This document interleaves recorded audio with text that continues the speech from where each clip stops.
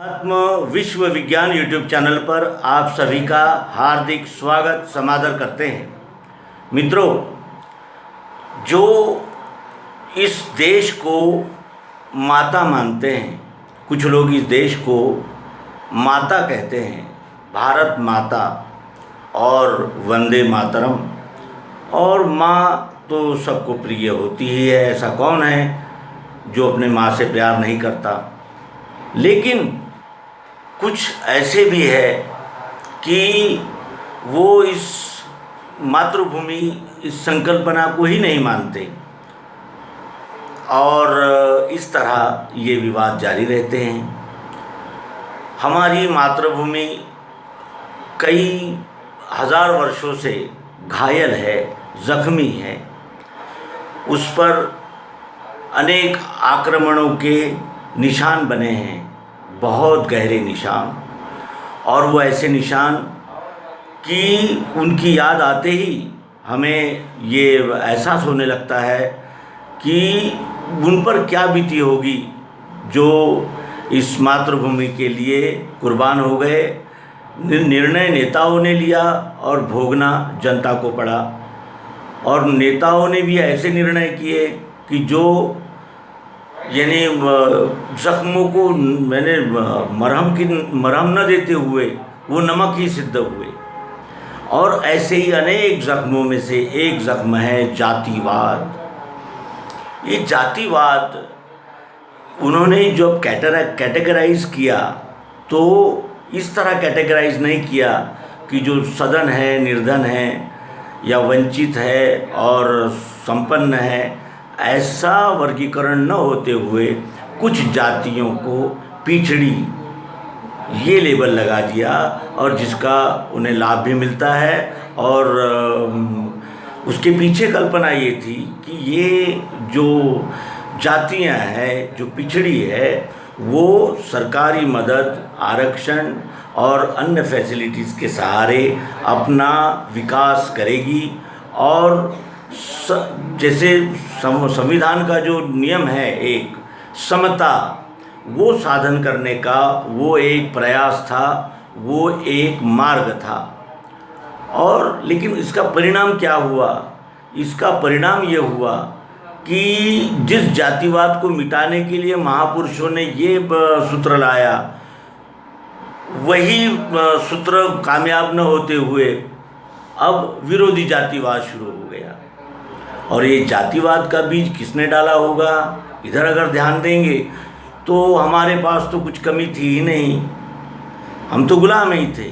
और साथ ही में ऐसे बातों के गुलाम कि हम पर कुछ भी, यानी हमारा भावनिक शोषण तो कभी भी हो सकता है। ऐसा हमारा बर्ताव और ऐसा हमारा जीवन जो हम नागरिक है इस भारत के। जातिवाद का नासूर इतना गहरा कि वो अंतर्घाव हो गया है। घाव दो प्रकार के हैं, एक बाहरी घाव और एक अंदर के घाव। और बाहरी घाव का इलाज आसान होता है, संभव होता है, लेकिन आंतरिक घावों का इलाज, उसके लिए बहुत कुछ त्याग, बलिदान और बहुत कुछ कड़ाई और निर्णय और वो सब आता है इसमें। जातिवाद क्या है, कैसे बनी जातियाँ, अगर इसकी ओर देखें तो हमें ध्यान में आता है कि अपने अपने जो व्यावसायिक कर्म है, जैसे मिट्टी के बर्तन बनाने वाले को कुम्हार कहते हैं, तो यानी घानी से तेल निकालने वाले को तेली कहते हैं, तो बकरी चराने वालों को गडरिया कहते हैं, कुर्मी है, अनेक प्रकार की जाट है, ये है वो है। इस तरह का ये जातियों का एक जाल निर्माण हुआ संबंध के लिए, व्यवहार के लिए। कहाँ जा रहे हो भाई? तो लुहार के पास जा रहा हूँ और मुझे मेरे खेत में कल काम है, तो ये फाल को मैं ज़रा सीधा कर लूँ। वो लुहार के यहाँ जा रहा है। दूसरा आदमी सुनार के यहाँ जा रहा है, भाई सोने का कोई जेवर मुझे बनाना है और अपना यानी बचत के लिए भी, तो सुनार के यहाँ जाता था। यानी ट्रेडिशन के हिसाब से जातियाँ थी। और उन जातियों में अनेक प्रकार के कार्य होते थे। रोटी बेटी के व्यवहार करने के लिए फिर कुम्हार की लड़की है, अगर कुम्हार के यहाँ ब्याहेंगे तो यहाँ जिस तरह वो पिता के और भाई के कार्य में मददगार थी, उसी तरह अपने पति के यहाँ भी मददगार साबित होगी, और वो पति के यहाँ मददगार साबित होकर उनका भी सहारा बनेगी। और कुम्हार के यहाँ जो रहेगा वो कम से कम मिट्टी बनाना तो जानता ही है। इस दृष्टि से एक ही जातियों में यानी ट्रेडिशंस में विवाह होने लगे, और ये उचित भी था और समाजोपयोगी भी था, कल्याणकारी भी था। लेकिन आगे चलकर क्या हुआ? आगे चलकर ये हुआ कि जो जूता पहनाता है वो नीच हो गया, और जो जूता पहनता है वो उच्च हो गया। इसके पास पैसा है, लोग इसके सामने गर्दन झुकाने लगे, जिसके पास पैसा नहीं है लोग उसको बेवजह प्रताड़ित करने लगे,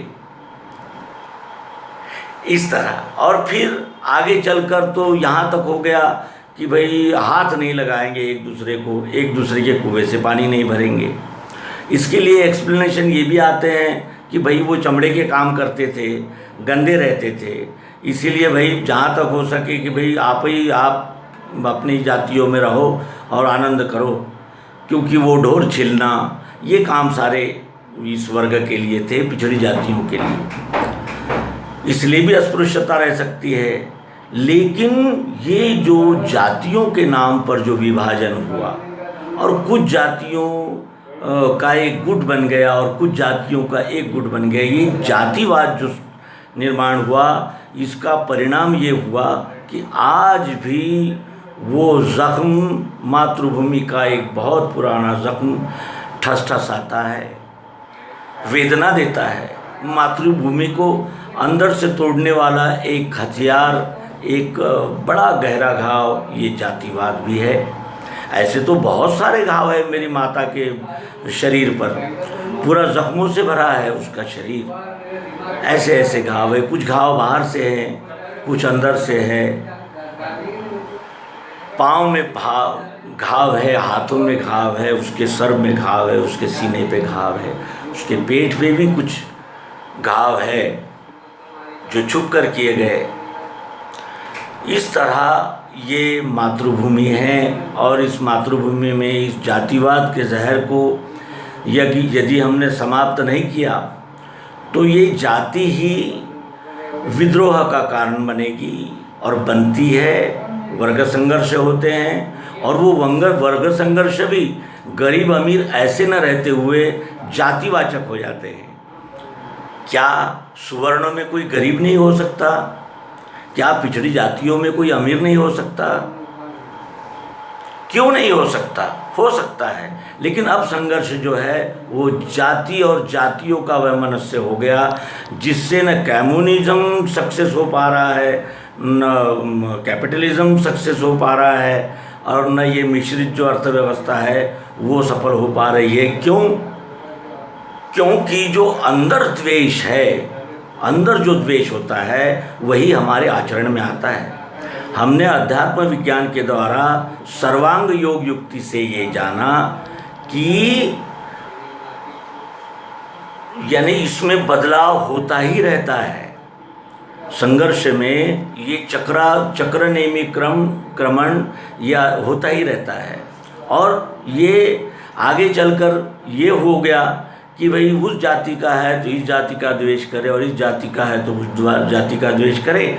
और द्वेष से कभी भी शांति, आनंद, समाधान नहीं मिलता, क्योंकि ये ऐसे दोष हैं कि हमें पहले घायल करते हैं और दूसरे का कुछ बिगाड़ भी नहीं पाते। किसी का मत्सर द्वेष करके क्या हम प्रगति कर सकते हैं?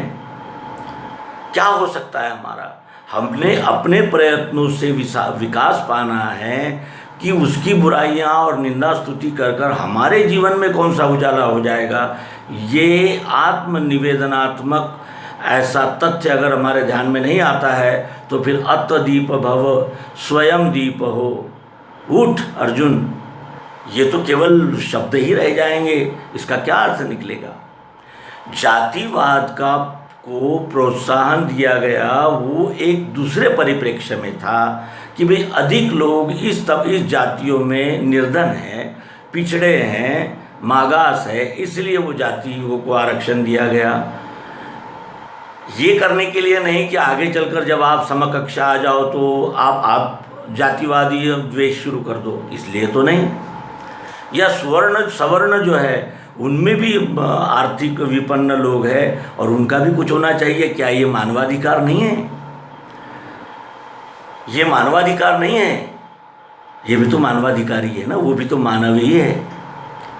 तो कहने का आशय ये है कि भारत माता के जख्मों पर जितनी बातें की जाए उतनी कम है, और जननी जन्मभूमि स्वर्ग से महान है।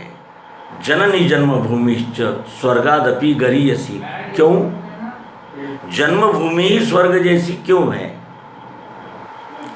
क्योंकि हमारा वहाँ जन्म होता है, लालन पालन होता है, हमें सब जानते हैं, सब हमको जानते हैं। और सबसे बड़ी बात तो ये हमें स्वतंत्रता देती है, क्योंकि ये हमारी जन्मभूमि है। हम अगर दूसरे के शहर में जाते हैं तो उसके अनुसार चलना पड़ता है। ये मातृभूमि हमारी है, हमें पूर्ण स्वतंत्रता देती है। ये भाव जागना, यही इस ज़ख्म का इलाज आज नज़र आता है। मित्रों, हमारी बातों को आप ये समझकर लिया कीजिए कि जैसे कोई चिंतन हो रहा है, क्योंकि हम निमित्त बनाकर चिंतन करते रहते हैं। आपका प्रश्न, आपका चिंतन, और इस तरह ये चिंतन में आया है आज कि भारत माता के शरीर पर एक ज़ख्म जातिवाद का भी है, और इस जातिवाद के ज़ख्म को यानी मिटाने के लिए कुछ प्रयास भी चल रहे हैं, ऐसी बात नहीं है।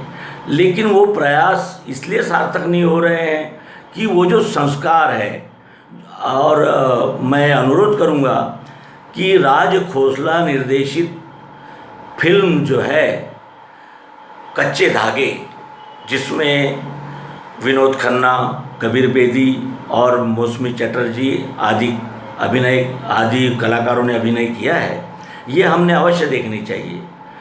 बचपन से माँ ने जिस द्वेष को उसमें प्रविष्ट किया, पाला पोसा, वही द्वेष आगे बढ़कर उसी को क्या उत्तर देता है, ये उस चलचित्र में आप अवश्य देखें। और वही सच्चाई है। हम बचपन से ही अपने बच्चों को जाति विषयक द्वेष पिलाएंगे, एक दूसरी जातियों के विषय में नफरत फैलाएंगे, तो कैसा होगा? क्या जातिवादी ये होना चाहिए कि भाई कोई पंतप्रधान बनाना है तो कौन सी जात का है उसी जात का बनाया जाए, ये योग्यता योग्य रहेगी? या राष्ट्रपति की जिम्मेदारी है, उसको उसका निर्वहन होना चाहिए, इसलिए योग्यता को देखकर व्यक्ति को भेजना चाहिए? नहीं, हमारे ब्राह्मण ही ब्राह्मण है सब। और तो आपको किसने रोका है? आपको प्रगति से किसने रोका है? समता, बंधुता, ये तो संविधान में लिखा हुआ है, रोका किसने है? आप अपने दोष दूसरे के सर मढ़ेंगे तो कैसा होगा? और क्या विवाद करने से और दूसरे को बुरा भला कहने से हमारा विकास हो जाता है, प्रगति हो जाती है? ऐसा कभी किसी ने देखा है? ऐसा हुआ है? होता है? कभी नहीं होता। ये कालाव्यय है, मद मत्सर मोह, और ये जो जिसे कहा जाएगा कि एक प्रकार का जो दाहक, ऐसा ये अग्नि है, द्वेषाग्नि। और ये द्वेष की अग्नि मनुष्य को जो द्वेष करता है उससे ही चैन से नहीं बैठने देती, और दूसरे का कुछ बिगाड़ भी नहीं सकती, क्योंकि आप अंदर ही अंदर जलते रहते हैं। तो कहने का आशय यही है कि भारत माता के बदन पर कई जख्म हैं, उसमें एक अंतर जख्म है, बहुत गहरा, जातिवाद। धन्यवाद। नर्मदे हर। सद्गुरु भगवान की जय।